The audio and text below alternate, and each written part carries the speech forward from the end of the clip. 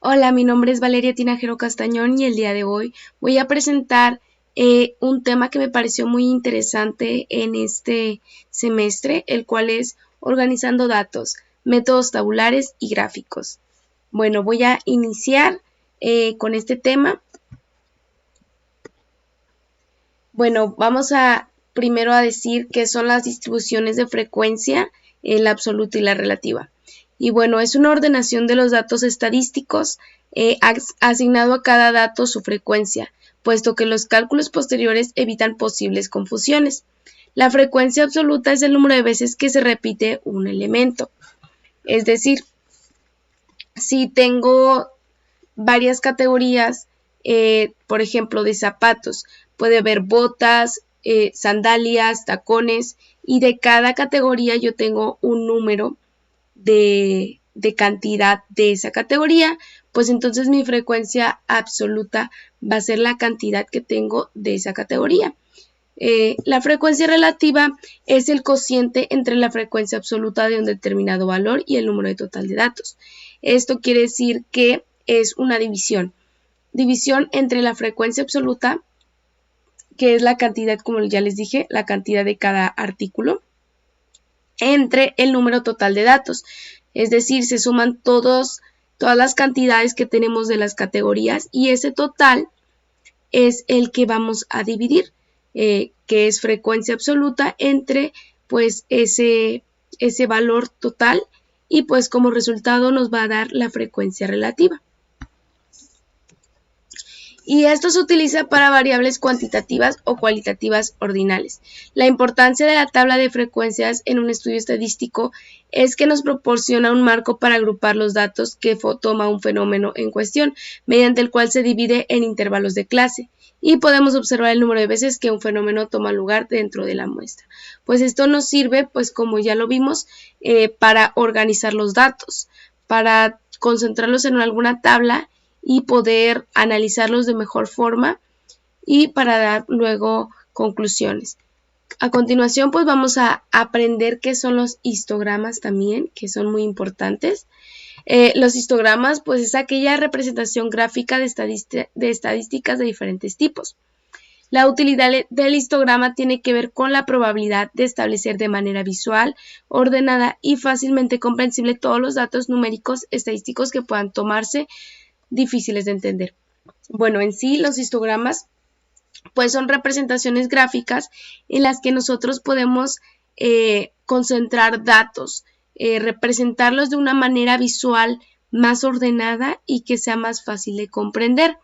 Esto comúnmente lo vemos en las gráficas de barras, que más adelante vamos a explicar, y pues esto es para nosotros dar a conocer los resultados de algún estudio o de cualquier investigación, y pues esto se hace de una forma mejor y más ordenada, y sirve mucho para, sobre todo para los resultados de, por ejemplo, de empresas que tienen que representar datos, pues son muy útiles los histogramas.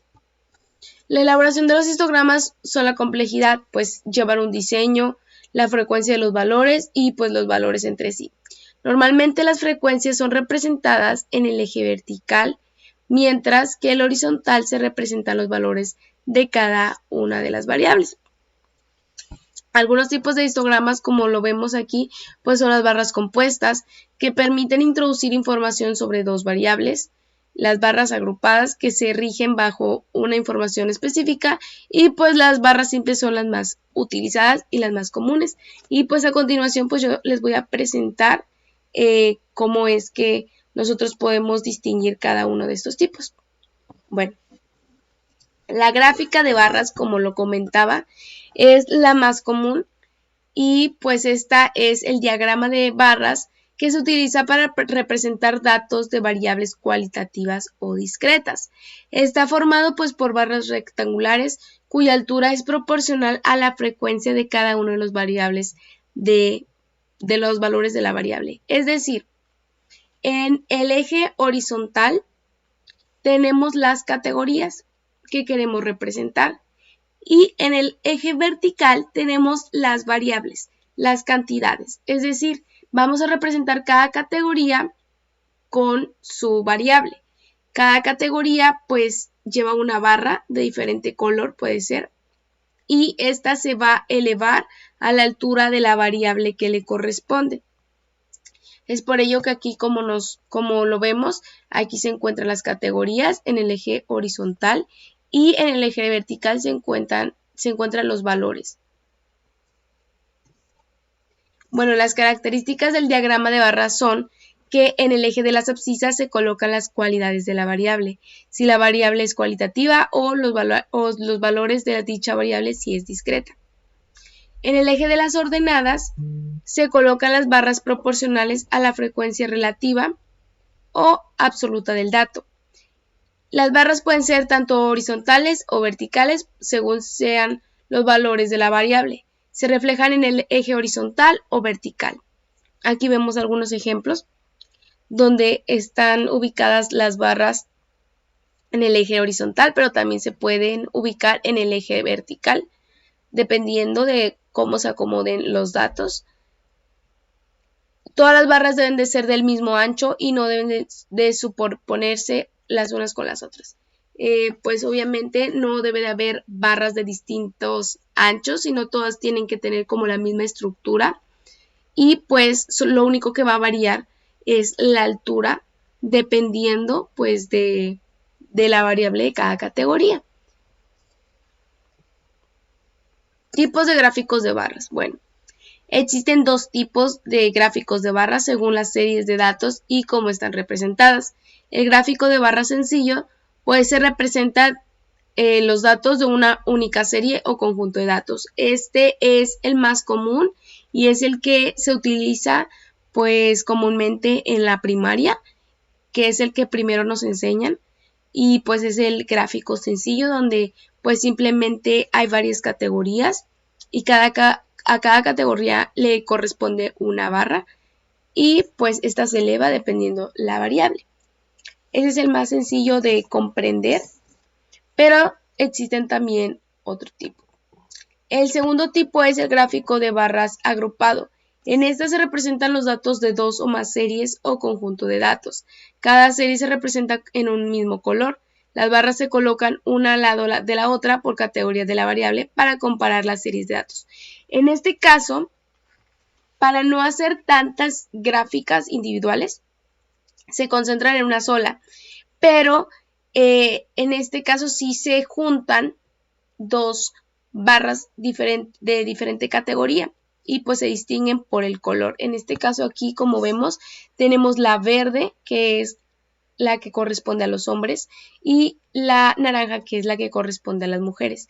Aquí nuestra categoría son rangos de edad de 1 a 25 años, pues tenemos que hay menos de 150,000 hombres y tenemos que hay más de 150,000 hombres de mujeres. Digo, más de 150,000 personas mujeres. Entonces, estas se colocan a un lado, los dos tipos que entran en la misma categoría, pero pues que son diferentes, ¿verdad? Aquí tenemos hombres y tenemos mujeres y esto se utiliza para comparar. Asimismo, aquí en otro rango tenemos también otros resultados y aquí los podemos visualizar. Solo se deja un pequeño espacio para dividir cada agrupamiento. Y bueno, el gráfico de barras apilado representa los datos de dos o más series o conjuntos de datos. Cada serie se representa en un mismo color y cada barra representa una categoría de la variable y se divide en segmentos que representan cada una de las series. En este tipo de gráfica, bien se podría hacer de forma individual, pero esta se utiliza para ahorrar espacio y para no tener como que tantas gráficas, sino que en una misma se pueda presentar toda la información. En este caso aquí tenemos que los hombres, el primer rango de 1 a 25 años, hay más de 100,000 personas hombres, pero hay más de 200,000, o sea, son 300,000 personas mujeres que también están en ese rango. Entonces aquí se están comparando pues directamente de que aquí se puede ver cómo hay una menor cantidad de hombres que de mujeres y por eso se concentra en una misma barra para que se pueda distinguir cuál es mayor y cuál es menor en cuanto a cantidad en cada rango. Y aquí vemos el otro rango de edad. Y pues bueno, aquí podemos visualizarlo perfectamente. Y les digo, pues la finalidad es pues para no hacer tantas gráficas individuales, pues se juntan dos. Ahora el diagrama de pastel es otro de los más vistos en primaria que se ven a partir de tercer año. Y pues este también nos sirve para pues representar también categorías con sus respectivas variables.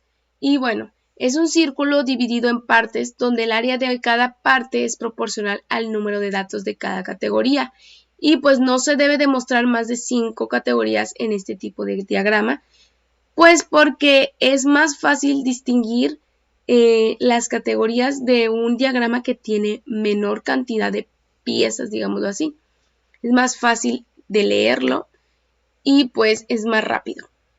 ¿Para qué se usa? Pues se usa al igual que los demás pues para representar datos, en este caso variables cualitativas o categóricas.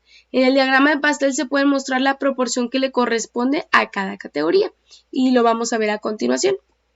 Bueno, aquí como vemos en la imagen se distingue cada categoría por un color distinto y se representa el porcentaje de cantidad que le corresponde a cada categoría. Asimismo, tenemos una simbología a un lado donde indica cada color pues a qué categoría corresponde. Y bueno, para realizar un diagrama de pastel se necesitan algunos aspectos que respetar para que se pueda hacer de forma correcta. Y estos son: la gráfica de pastel debe mostrar tanto el porcentaje o proporción como el número de elementos en cada categoría. Es importante pues que debe demostrar a qué cantidad corresponde cada pieza para que así la persona que lo visualice pues pueda saber de todo un total que corresponde a esa pieza. Debe ser claro y si los datos corresponden a una población o una muestra. En este caso, si es un estudio que se realizó a toda una escuela, supongamos, pues entonces se debe de establecer ahí que se hizo ese estudio a toda una población, a toda una escuela.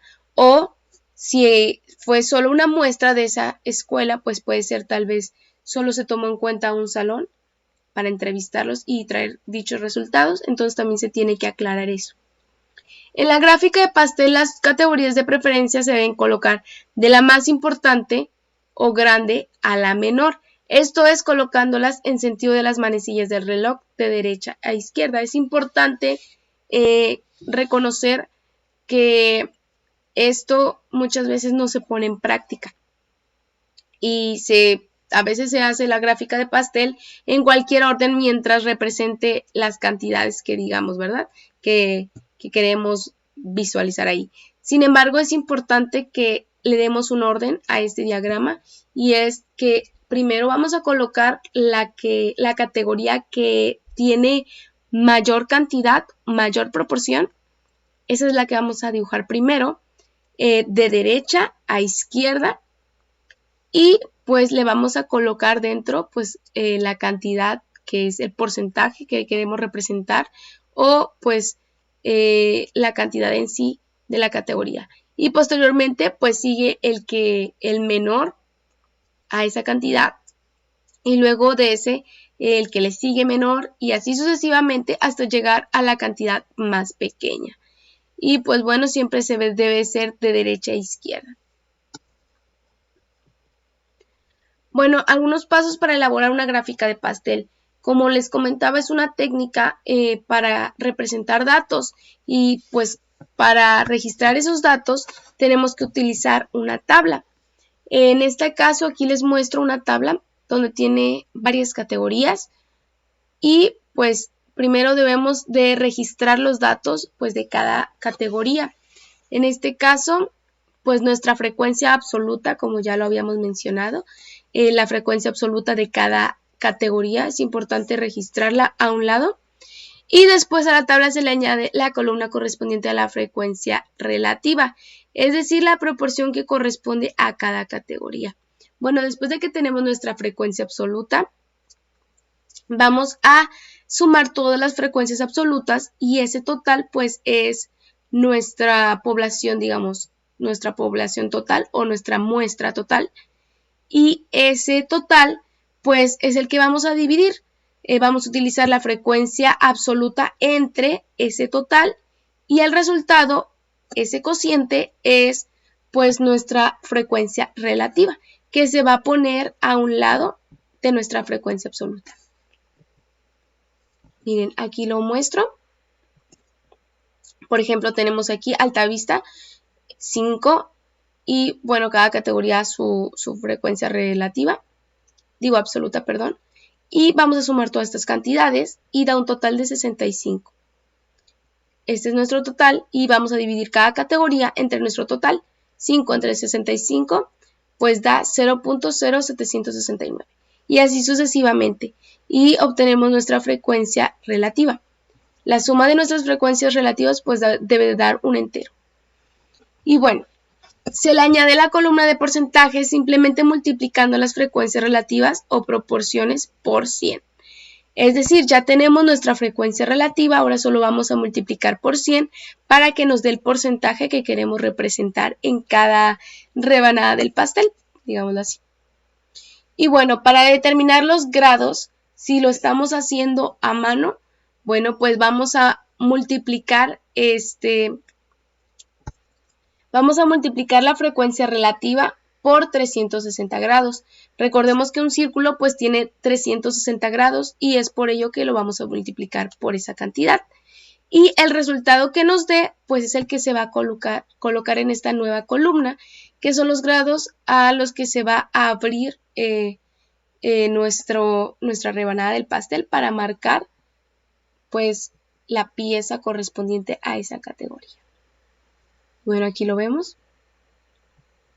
Aquí vemos cómo se dividieron de mayor a menor. Y bueno, esto sería todo. Espero que les haya gustado este tema y que hayan aprendido un poco más sobre cómo organizar los datos, que es un tema muy importante que debemos de nosotros como docentes conocer, porque es muy necesario ponerlo en práctica en la escuela primaria. Muchas veces nos piden registrar datos tanto del peso de los alumnos como de calificaciones, etcétera. Entonces es importante conocer qué técnicas sirven para representar estos datos de una mejor forma y que se puedan comprender. Muchas gracias por su atención y pues sería todo.